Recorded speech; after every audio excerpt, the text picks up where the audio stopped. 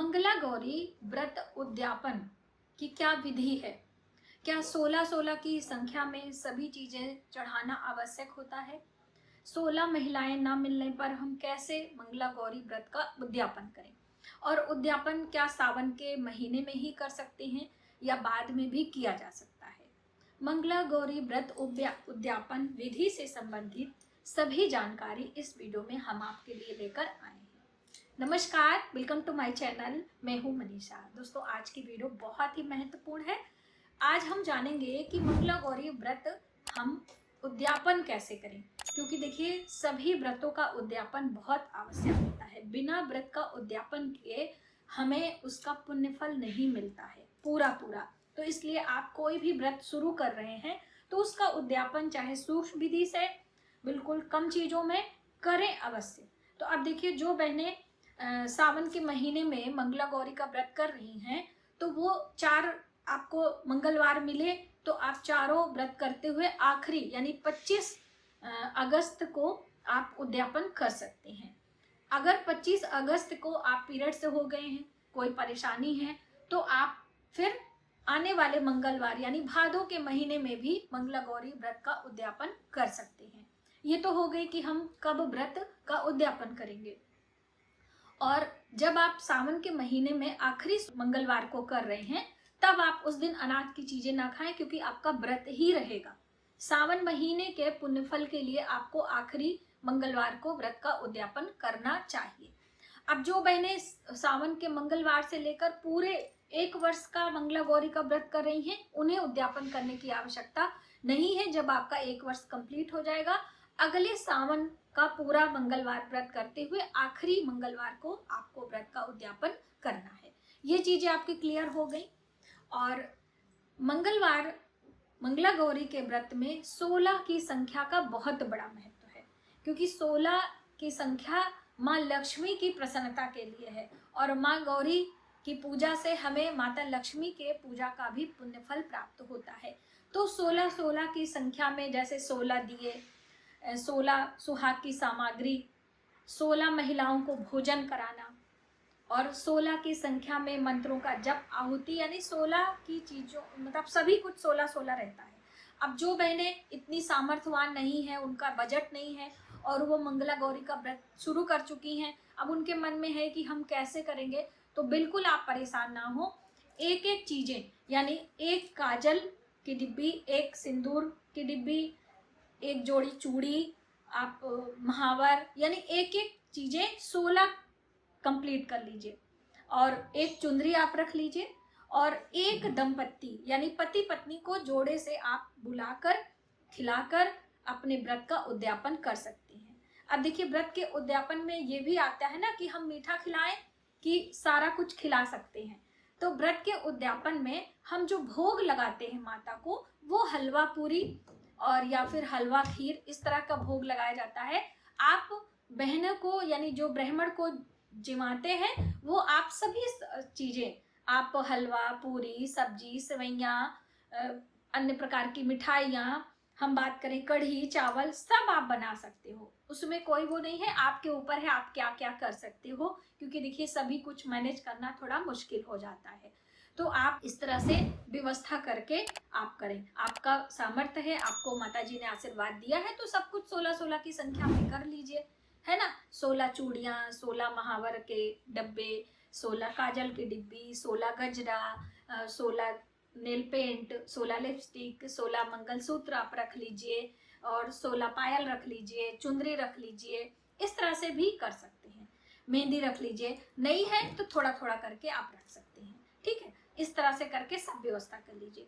16 दिए अलग अलग भी लगा सकते हैं और एक बड़ा सा दिया लेकर उसमें 16 बातियां लगाकर भी आप रख सकते हैं। देखिए दोस्तों, सब कुछ करने का भगवान ने एक रास्ता बताया है। हमारे अंदर श्रद्धा और भाव होना चाहिए। तो आप इस तरह से इन बातों का ध्यान रखें। और आपका क्या सामर्थ्य है, आपका क्या बजट है, माता से बढ़कर कोई नहीं जानता है। तो इसलिए मन में आप कोई ग्लानि चिंता का भाव न रखें, शुद्ध मन से व्रत का उद्यापन करें, जिससे कि माता रानी आपको आशीर्वाद दे और कभी आने वाले समय में आप अच्छे तरीके से आप कर पाए, ठीक है। अब आप एक दिन पहले ही निमंत्रण दे दें, सारे व्रत पूजा की तैयारी कर लें, और व्रत का उद्यापन आप स्वयं से करना चाहती हैं या पुरोहित बुलाकर करना चाहती हैं, यह स्वयं आप डिसाइड करें। दोनों ही तरीके से किया जा सकता है। घर पर आप उस दिन चौक बना के यानी रंगोली बनाकर पूजा की व्यवस्था करें, और सारे भोग प्रसाद आप पहले से बनाकर दोपहर में भी पूजा किया जा सकता है। शाम को सूर्यास्त से पहले यानी पूजा आप कर लें। सूर्यास्त के बाद में कोई चीज हम दान करते हैं, कोई को भोजन कराते हैं, तो उतना पुण्यफल हमको नहीं मिलता है। ठीक है, तो आप दिन में ही ये सारी व्यवस्था करके सब दान पुण्य करके आप अपने व्रत का उद्यापन कंप्लीट कर लें। अगर 1 साल के बाद आप करना चाहती हैं तो 1 साल के बाद भी कर सकती हैं। ठीक है, अब जब आप पूर्ण आहुति कर रहे हैं तो आप अपने घर परिवार के सभी लोगों को शामिल कर लें, सबकी मदद ले लें, और माता गौरी के पूजा में या हम भगवान शिव के पूजा में अगियारी या फिर हवन करने की बहुत सारी बहनों ने पूछा था, तो हर वीडियो में हम आपको क्लियर करते हैं कि आप हवन कर सकते हैं। ठीक है, पहले हम रोज का पूजा करेंगे, हम कथा सुनेंगे, मंत्रों का जप करेंगे, पूजा की विधि क्या होनी चाहिए वो हम आपको स्टेप बाय स्टेप इसमें समझा दे रहे हैं कि आपने जैसे सोमवार के पूजा की जाती है उसी तरीके से माता पार्वती की चौकी सजाएंगे, और फिर उस पे भगवान को आसन देंगे, कलश लगाएंगे, और फिर सब चीजें चढ़ाकर भोग प्रसाद करके कथा सुनेंगे, मंत्रों का जप करते हुए आप जो सवाया की संख्या में सब कुछ लिया है अनाज की चीजें आप उसको भेंट करेंगे। 16-16 की संख्या में जो चीजें ली हैं माता को हम भेंट करेंगे। 16 दीपक नहीं है तो 16 बातियों वाला 16 मुखी का दीपक आप ले सकते हो। इस तरह से चाहे आटे का दिया हो, मिट्टी का दिया हो, कोई भी आप ले सकते हो। ठीक है, इस तरह से दीप आप दिखाएंगे, और फिर हम आरती करेंगे। आरती करने के बाद हम भोग प्रसाद हटाएंगे। यदि आप हवन भी करना चाहते हो, अग्यारी करना चाहते हो, तो आरती से पहले करिएगा। जैसे हम आपको नवरात्रि में बताते हैं कि पहले हम हवन कर लेते हैं, फिर आरती करते हैं। आरती के बाद आपको ब्राह्मण को या सुहागन महिलाओं को भोजन कराना है। भोजन कराने के बाद उनको आप सुहाग की चीजें दान में जो चढ़ाया है आपने उसे दे सकते हैं। ठीक है, और कुछ चीजें हम एक थाली भोजन के साथ मंदिर में दान करेंगे। अगर आपका सामर्थ्य नहीं है तो भोजन करा दिया है तो वो पर्याप्त है। सवाया की संख्या में आपने कोई जैसे कि आटा है, गुड़ है, शक्कर है, ये सब चीजें रखी हैं तो वो भी आप मंदिर में ले जाकर दे सकते हैं। उसके बाद फिर आके क्षमा प्रार्थना जरूर बोलिएगा, क्योंकि जो 4 मंगलवार से आपने व्रत पूजा पाठ दान पुण्य कुछ भी किया है उसमें कोई त्रुटि न रह जाए, इसके लिए आप क्षमा प्रार्थना माता गौरी से करिए। और जिस मनोकामना के लिए आपने व्रत किया था वो मनोकामना बोलिए।